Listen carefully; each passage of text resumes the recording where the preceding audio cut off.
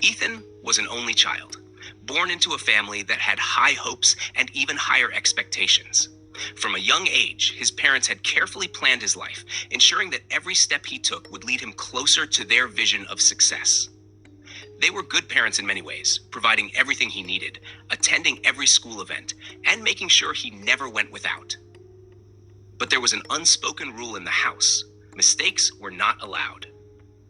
From the time Ethan was in elementary school, he was enrolled in every enrichment program his parents could find: math tutoring, piano lessons, and a host of extracurricular activities that were all meant to shape him into the perfect child. His father, a successful lawyer, often reminded him of the importance of discipline.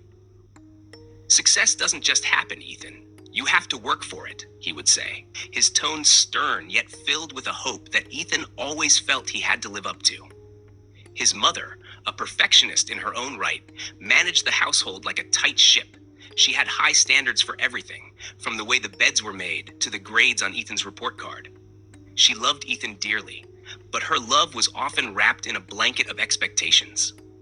"I just want what's best for you," she would say, her voice gentle but firm. "You have so much potential, Ethan. Don't waste it." As Ethan grew older, the pressure mounted.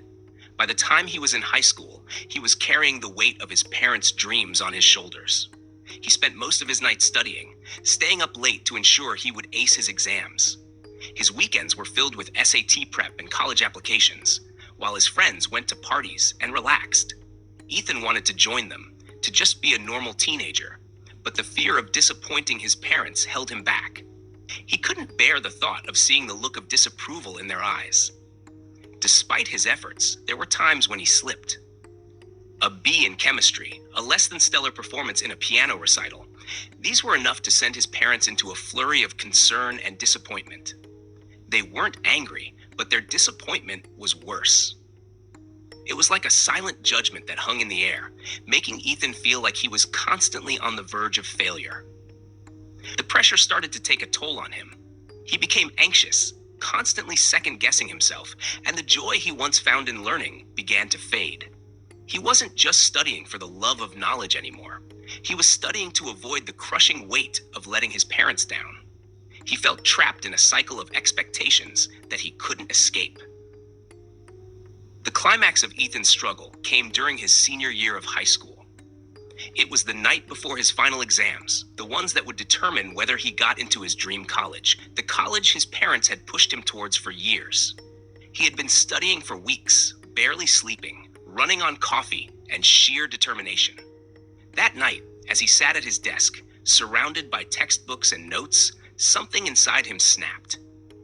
He looked down at the pages in front of him, but the words were a blur. His hands were shaking, his heart pounding in his chest. He felt an overwhelming sense of panic, as if the walls were closing in on him. For the first time in his life, Ethan felt like he couldn't do it. He couldn't be perfect. The thought terrified him. In that moment, all the years of pressure, of trying to live up to his parents' expectations, came crashing down on him. He couldn't breathe, his vision blurred with tears he had been holding back for too long. It wasn't just about the exams anymore. It was about everything. The constant need to be perfect, the fear of failure, the feeling that he could never be enough. Ethan pushed away from his desk, the chair scraping loudly against the floor. He stood there, trembling, staring at the pile of books and papers as if they were the source of all his pain. Then, in a moment of sheer frustration and desperation, he swept everything off his desk with one violent motion. Books, papers, pens, they all went flying across the room, crashing to the floor in a chaotic mess. His parents rushed into the room, alarmed by the noise. They found Ethan standing in the middle of the room, tears streaming down his face, his chest heaving with sobs. For a moment, they didn't know what to say. They had never seen him like this, so vulnerable, so broken. "I can't do this anymore," Ethan choked out, his voice thick with emotion. "I can't be perfect. I'm not perfect." His mother's face softened, the realization of what they had put him through dawning on her. She stepped forward, pulling him into a tight embrace. "Oh, Ethan," she whispered, her own voice trembling. "We never wanted you to be perfect. We just wanted you to be happy." "But I'm not happy," Ethan replied, his voice barely above a whisper. I've been so scared of disappointing you that I've lost myself. I don't even know who I am anymore." His father, usually so composed and stern, looked at him with a mix of guilt and sadness. He placed a hand on Ethan's shoulder. "We're sorry, son. We didn't realize what we were doing to you. We thought we were helping, but we see now that we were just adding to the pressure." The room was filled with a heavy silence, the weight of unspoken words and years of expectations hanging in the air. But in that silence, there was also a sense of release, of understanding. For the first time, Ethan felt like he could breathe.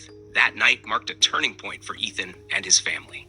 The road to recovery wasn't easy. There were still expectations and pressures, but they were tempered by a newfound understanding. His parents began to focus more on his well-being, encouraging him to find what made him happy, rather than what they thought was best for him. Ethan took time to rediscover himself, to figure out what he wanted out of life, free from the burden of perfection. He still worked hard, but now it was for his own goals, not just to meet someone else's expectations. And in doing so, he found a new sense of purpose, one that was truly his own. In the end, Ethan learned that perfection is an impossible standard, one that only leads to misery. What matters most is being true to yourself, finding happiness in who you are, and knowing that it's okay to not be perfect. It's okay to be human.